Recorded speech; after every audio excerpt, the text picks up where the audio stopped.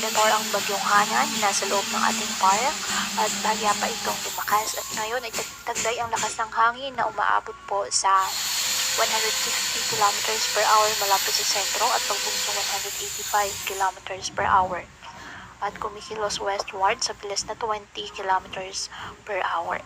Nakataas pa rin ngayon ang Tropical Cyclone Wind Signal number 1 sa Batanes.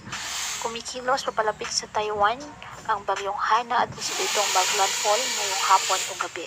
At kapag nakatuwid na ito sa bansang Taiwan, posible na itong magsimulang humina at maaaring lumabas ng ating boundary ng PAR sa araw po ng Lunes na umaga. Pagkatapos, ito ay kikilos pa west, mag-landfall sa China sa araw ng Miyerkules at maaaring malusaw na rin bilang low pressure area sa Huwebes. Patuloy naman itong papalakasin ang habagat hanggang sa susunod na 3 araw. Magdadala ito ng occasional to monsoon rains na may kasamang pagbugso ng hangin sa western section ng Luzon, kasama nito ang Metro Manila.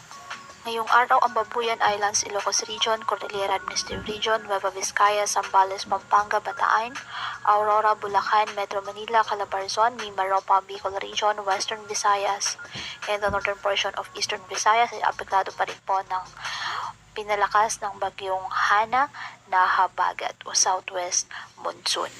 Kaya makakaasa pa rin po dyan ng mga bugso po ng hangin na minsan ay mga pagbulan. Kaya pinapayuhan ng ating mga kababayan na may maingat at maging alerto po sa mga posibleng pagbaha at pagkuko ng lupa at ugaliin na magdala palagi ng payong o kahit anumang panangga sa ulan sa tuwing lalabas ng